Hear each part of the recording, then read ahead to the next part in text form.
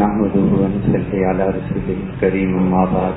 اللہ تعالی نے حضرت ابراہیم علیہ السلام کا ذکر فرمایا اور یہ ارشاد فرمایا کہ جب وہ نمرود کے ساتھ گفتگو کرنے لگے تو اللہ نے انہیں اپنے وجود پہ دلائل دیے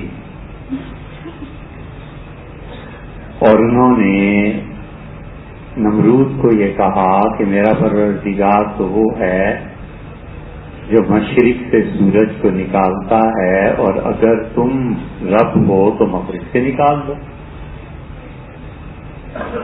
سیدھی سادی اور عقل کی بات کہی اور یہی انبیاء علیہ السلام کی دعوت کا راز ہے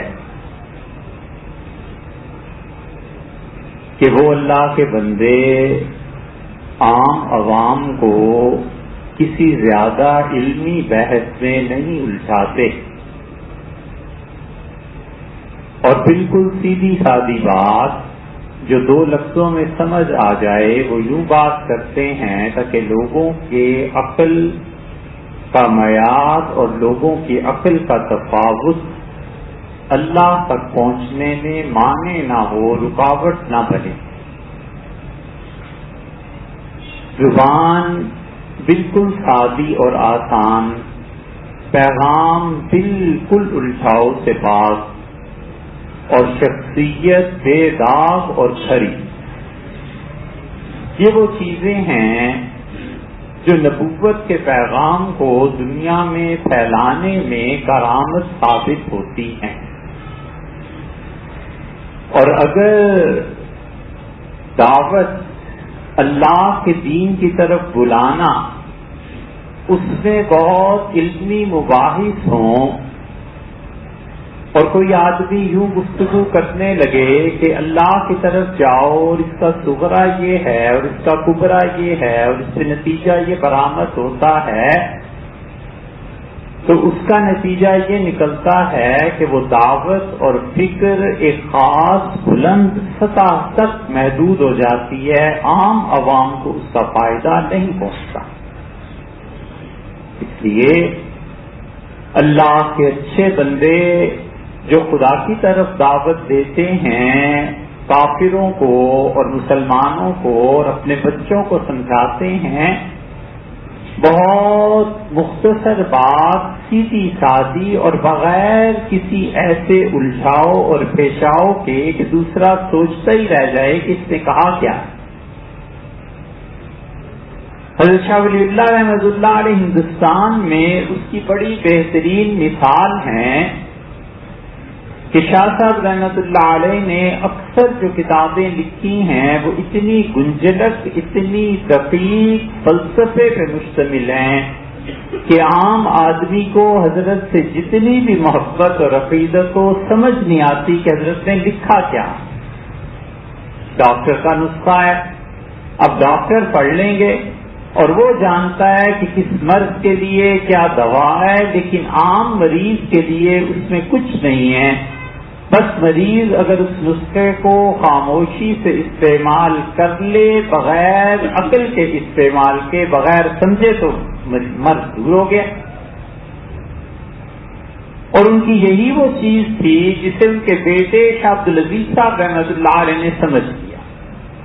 اور شاہ عبدالعزیز صاحب محدث دہلوی رحمۃ اللہ علیہ نے دلی میں درس قرآن کا سلسلہ شروع کیا اور وہ بالکل سادہ آسان لفظوں میں لوگوں تک بڑی بڑی علمی باتیں آسان لفظوں میں لوگوں تک پہنچاتے تھے.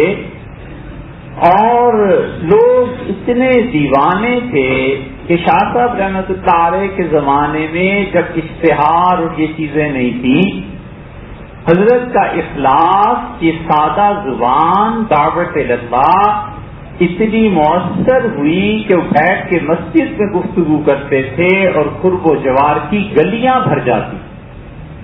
نہ بجلی ہے نہ اسپیکر ہے اور لوگ پھر بھی شوق سے آ کے سنتے تھے.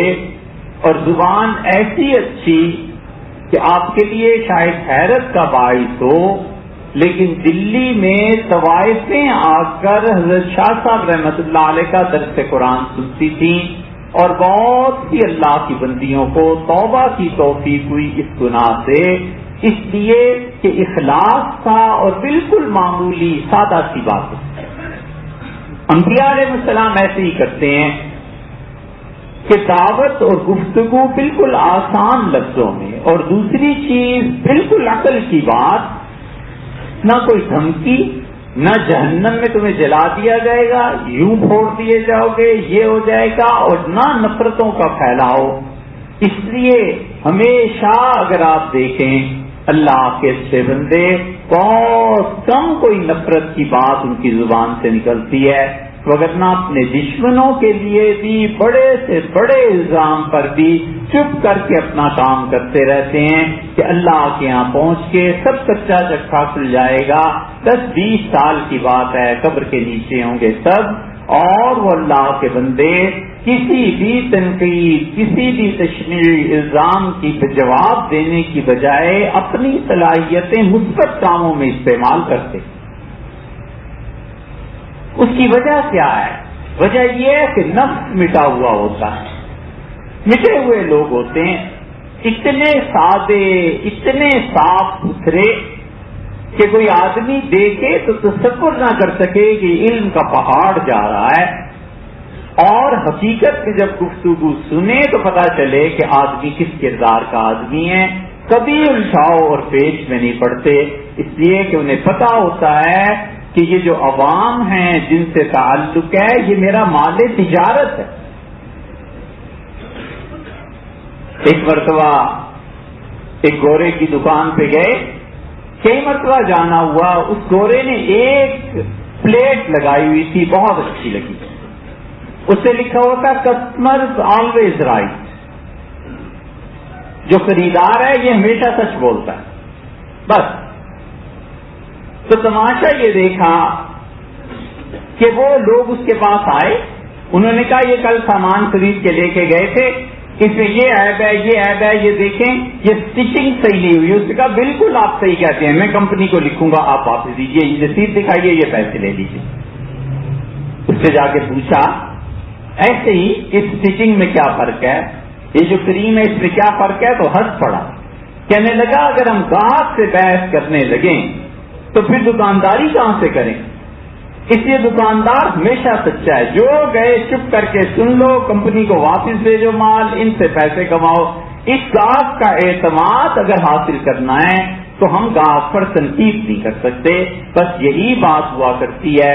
حضرات انبیاء علیہ السلام بجائے اس کے کہ کافروں کو زندگی بھر جواب دیتے پھریں، وہ مناسب حد تک تردید کر دیتے ہیں اور اس کے بعد نظر رکھتے ہیں عوام پہ کہ یہ اللہ کے بندے اگر سچے ہو جائیں، سنور جائیں، تو اللہ کے یہاں پہنچ کے ان کی وجہ سے بڑا اجر ملے گا۔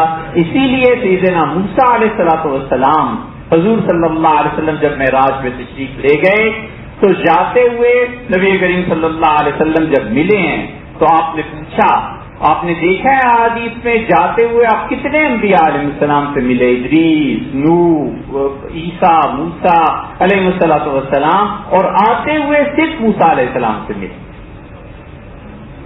وجہ اس کی یہ تھی کہ جاتے ہوئے تو تعارف تھا، ہو گئی سلام دعا، بیت المقدس میں انبیاء علیہ السلام سے نماز پڑھا دی، اور جب آگے چلے موسیٰ علیہ السلام سے مل کے تو موسیٰ علیہ السلام نے رو پڑے۔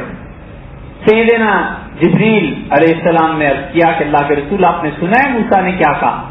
تو آپ نے کہا میں نے نہیں سنا۔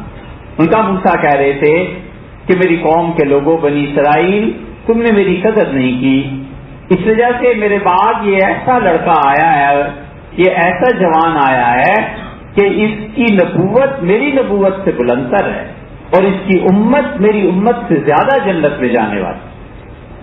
یہ جو ایک طرح کا رش پیدا ہوا، وجہ یہ کہ انبیاء علیہ السلام امتوں پر فخر کریں گے کہ اللہ اتنے لوگوں کو ہم نے دین کی طرف دعوت دی، اتنے لوگوں کو بلایا، اور اے رب میرا پیغام اتنا پھیلا ہے۔ اسی لیے حضور صلی اللہ علیہ وسلم نے امت کو یاد رکھا، ہر موقع پہ بار بار امت کی تلقین فرماتے رہے کہ قیامت میں فخر کریں گے کہ اللہ میری امت کو دیکھیے کتنے آپ کے ماننے والے. تو وہ اس کام میں پڑتے نہیں کہ جو الزام لگ گیا اب اس کے پیچھے چل پڑے. بھلا ہر آدمی کا جواب کیسے دیا جا سکتا ہے؟ مناسب بات، مناسب ترغیب اور شخصیت بالکل بیدار. اسی لیے جو صحابہ کرام رضی اللہ عنہ نے حضور صلی اللہ علیہ وسلم کے معجزات دیکھے ہیں کافروں نے اتنے نہیں دیکھے. کافراتی یہ اعتراض کی نیت سے ابو جہل 1000 مرتبہ حضور صلی اللہ علیہ وسلم کی مجلس میں حاضر ہوا، بیٹھا، دیکھا، پہلے سے جانتا تھا. پوچھا گیا اس سے تم کیوں نہیں مانتے؟ اس سے کہا آدمی کا سچا ہونے میں شبہ نہیں، آدمی بالکل ٹھیک ہے، لیکن مسئلہ یہ ہے کہ ان لوگوں نے اپنے مہمانوں کے لیے اونٹ ذبح کیے، ہم نے بھی ذبح کیے. انہوں نے دیگیں چڑھا دی، ہم نے بھی دیگیں چڑھائیں.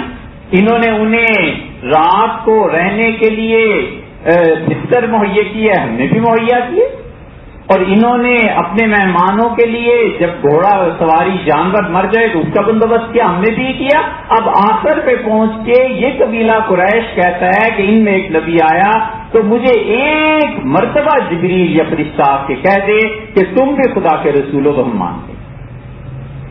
کوئی اعتراض نہیں تھا، کبر تھا اندر کا، اور حضور صلی اللہ علیہ وسلم کی شخصیت کا گویا کے مقابلہ تھا. زندگی میں بہت سے جھگڑے، یاد رکھو ادعائے نفس ہوتا ہے اور کچھ بھی. زندگی کے بہت سے جھگڑوں میں صرف اپنی شخصیت ہوتی ہے کہ میں، اس کے علاوہ کچھ بھی. میں چل کے کیوں اس کے گھر جاؤں؟ بہن نے گالیاں دے دی ہیں، میں کیوں جاؤں؟ بہن کہتی ہے بھائی نے مجھے کچھ نہیں سمجھا، میں کیوں جاؤں؟ اور وہ ایک لمحے کے لیے آ جاتے اور ایک عقل ٹوٹ جاتی. اللہ کے یہاں ثواب بھی ملتا، اپنے نفس پر بوجھ پڑتا، اس سے تزکیہ بھی ہوتا، اور وہ رشتے بہن بھائیوں کے جو ڈھونڈتے رہے ساری زندگی آپس میں ہی فیملی میں سیٹلمنٹ ہو جاتی. یہ سارے نقصانات ایک میں کی وجہ سے ہوئے کہ میں نے یہ کہا اور میں نے وہ کہا. حضور اکرم صلی اللہ علیہ وسلم تشریف لے جاتے رہے، وہ کبھی نہ آتا تھا اس نیت سے کہ اعتراض اعتراض اعتراض. حضور صلی اللہ علیہ وسلم نے یہ کیوں کہا، یوں کیوں بیٹھے، یہ کیا ہوا؟ اور نتیجہ یہ نکلا کہ ہدایت سے محروم رہا. اور صحابہ رضی اللہ عنہ آتے تھے عزت کے ساتھ، محبت کے ساتھ، یا پھر آتے تھے کہ جو کچھ بھی بات ہے ذرا دیکھے تو صحیح، سنے تو صحیح، شخصیت کو دیکھیں تو صحیح، اور صاف ستھری باتیں، صاف ستھری شخصیت، ایمان کی طرف ہدایت مل گئی اور اللہ نے اپنی راہ دکھا.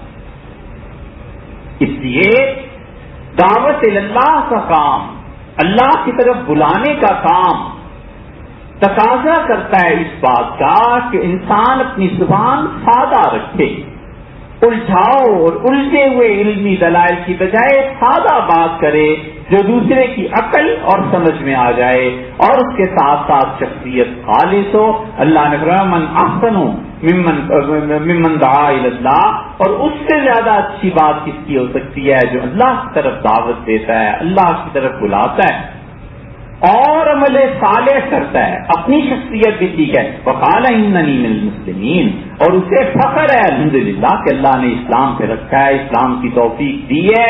یہ وہ چیزیں ہیں جو لوگوں کو اللہ کے دین کی طرف لاتی ہیں. اور ان اجزاء میں سے کوئی بھی کم ہو جائے، گفتگو الجھی ہوئی ہو جائے، سادہ زبان کی بجائے منطق فلسفے کے دلائل ہو جائیں، شخصیت میں داغ لگ جائے، نتیجہ یہ نکلتا ہے کہ پھر ہنڈیاں نہیں پکتی، پھر وہ کچھ اور ہی ملغوبہ تیار ہوتا ہے. اسی لیے سیدنا عمر رضی اللہ عنہ فرماتے تھے کہ اپنی جوانی کو بے داغ رکھو. ممکن ہے اللہ تم سے کوئی دین کا بڑا کام لے تو لوگ اس وقت تم پر انگلی اٹھائیں گے کہ اس سے تو 40 سال پہلے یہ کرتوت کیے تھے، یہ کرتوت کیے تھے. فرمایا اپنے آپ کو بے داغ رکھنا.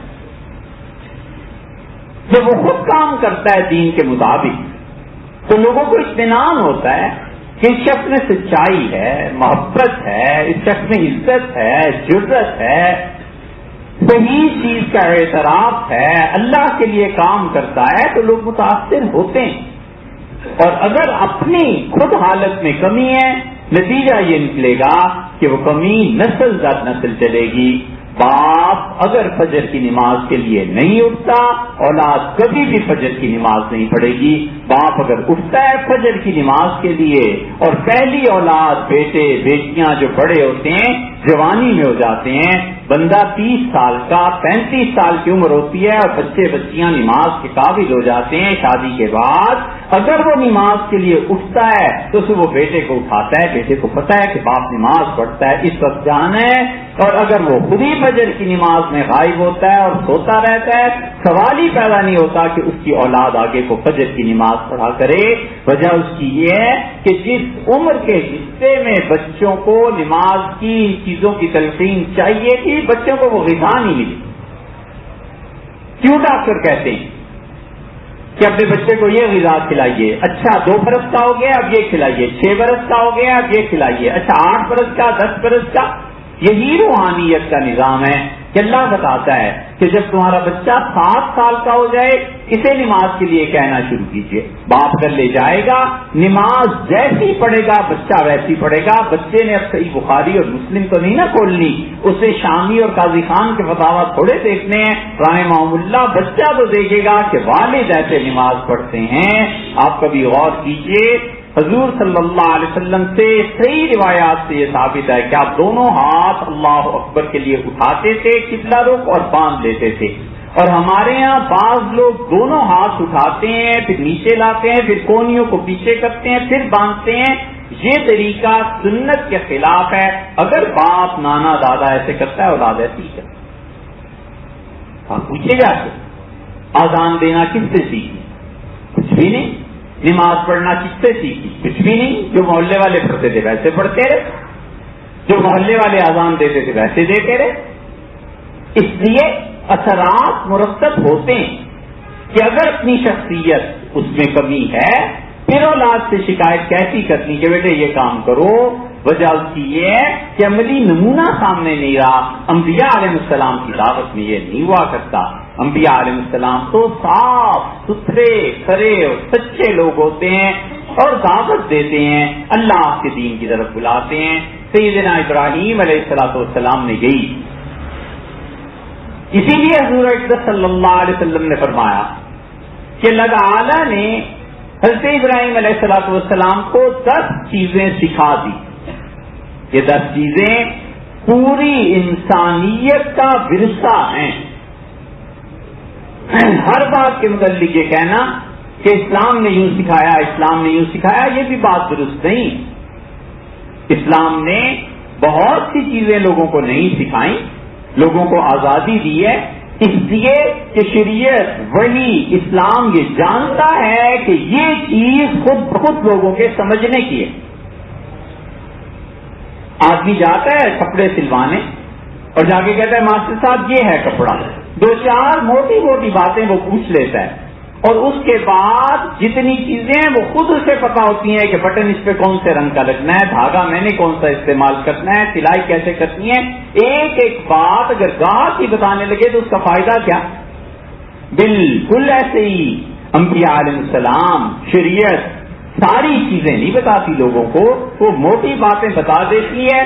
باقی انسانیت کا جو کامن اور مشترک اثاثہ ہے اس پہ اللہ نے چھوڑ دیا ہے۔ لوگوں کو اللہ نے کہا ہے کھاؤ پیو بس ٹھیک ہے، لیکن اللہ تعالیٰ لوگوں کو یہ بھی بتاتا کہ وہ لوگ کن کن چیزوں کا کس کس طریقے سے کس موسم میں استعمال کریں۔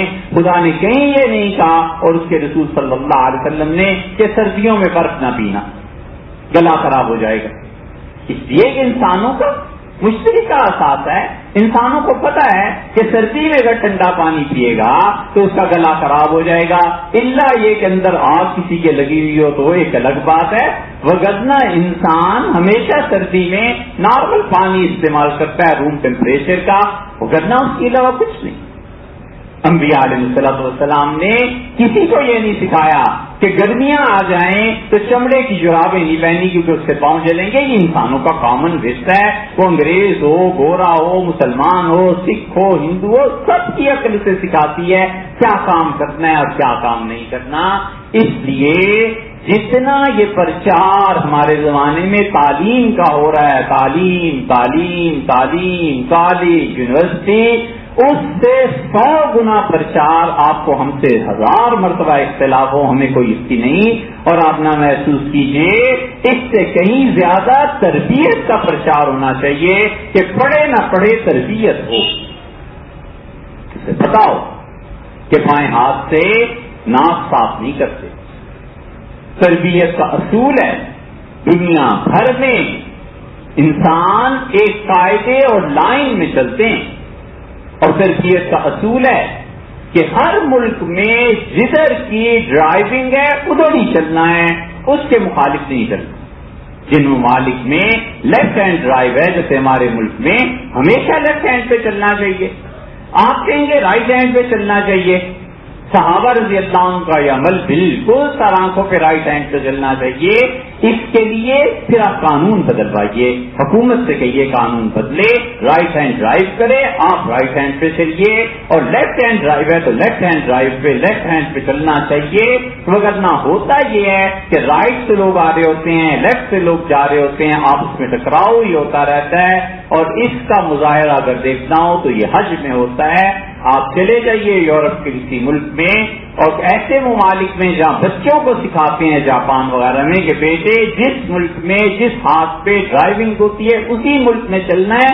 لاکھوں کی تعداد میں لوگ آ جا رہے ہوتے ہیں، کراس کر رہے ہوتے ہیں، کسی کو کوئی دشواری نہیں ہوتی. یہ کہ تہذیب سکھا دی. یہ سارے ممالک کا مشترکہ ورثہ ہے. انسانوں کی تہذیب میں یہ بات شامل ہے کہ جس طرف لوگ بیٹھے ہوئے ہوں جوتا اس طرف نہیں کرتے. مثلاً ایک آدمی آپ دیکھیے ایسے بیٹھتا ہے، یہ اسٹائل ہے نا بیٹھنے کا. اب یہ پاؤں جو ہے اس کا تلوا ادھر ہو گیا، یہ ان لوگوں کی توہین ہے، یہ جائز نہیں ہے ایسے بیٹھنا. پاؤں نیچے آدمی رکھے، اب ادھر کو ایسے بیٹھتا ہے تو یہ پاؤں کا تلوا لوگوں کی اس طرف آ رہا ہے. یہ تہذیب ہے کہ انسانوں کو اپنے جوتے کا تلوا آدمی دکھائے. آپ کبھی اسمبلی کے اجلاس میں جائیے، اب تک معلوم نہیں لیکن کسی زمانے میں کچھ مہذب لوگ آیا کرتے تھے، وہ کوئی آدمی پارلیمنٹ اور اسمبلی میں ایسے بیٹھتا تھا تو آ کے وہ اتارتے تھے، کہتے تھے نیچے کیجیے جوتا، وزیر اعظم اور صدر کی طرف پاؤں کا یہ تلوا ہو رہا ہے. یہ تہذیب ہے، بیٹھنے کا طریقہ ہے. ہمارے ہاں کوئی احساس نہیں کرتے. وجہ اس کی یہ ہے کہ تہذیب اور تربیت نہیں نا. اگر ہم بچوں کی تربیت کریں اور اپنے بچوں کو بتائیں کہ بیٹے ایسے نہیں بیٹھتے، ادھر کوئی نہیں ہے، آپ پاؤں رکھیے، کوئی حرج نہیں، اور ادھر لوگ بیٹھے ہوئے ہیں، تلوا لوگوں کی طرف ہوگا، لوگوں کے منہ کی طرف ہوگا، اور یہ بڑی بد تہذیبی کی بات ہے. اس طرح تربیت ہوتی ہے. یہ جتنی تعلیم تعلیم تعلیم جتنی تعلیم حاصل کریں اتنے ہی بے تربیت اور بد تہذیب ہو جاتے ہیں. نہ پتہ ہے کھانا کیسے ہے، نہ پتہ ہے بیٹھنا کیسے ہے، نہ پتہ ہے گفتگو کیسے کرنی ہے. اگر یہ چیزیں نہیں ہوں گی تو داعی اللہ کے کام میں نقص پڑ جائے گا. اللہ کے دین کی طرف دعوت دے گا، لوگ کہیں گے بات تو کرنی نہیں آتی اور دیکھو گالیاں ہمیں دیتا ہے اور ہمیں سے نماز کو کہتا ہے، بیٹھنے اٹھنے کا طریقہ نہیں ہے اور ہمیں سے یہ بات کرتا ہے. لوگ اللہ کی طرف نہیں آئیں گے. اور اگر تہذیب، تمدن، لوگوں میں بیٹھنے کا طریقہ، شعور، یہ ساری چیزیں آتی ہوں گی تو نتیجہ یہ نکلے گا کہ اللہ کا پیغام پہنچانا آسان ہو جائے گا. آپ پیغام پہنچائیں گے، وہ عمل کرے گا، اللہ کے ہاں اس کا بھی ثواب اور آپ کا بھی ثواب لکھا جائے گا. اور کوئی پتہ نہیں کہ قیامت میں یہ چیزیں مغفرت کا باعث بن جائیں. اللہ تعالی عمل کی توفیق.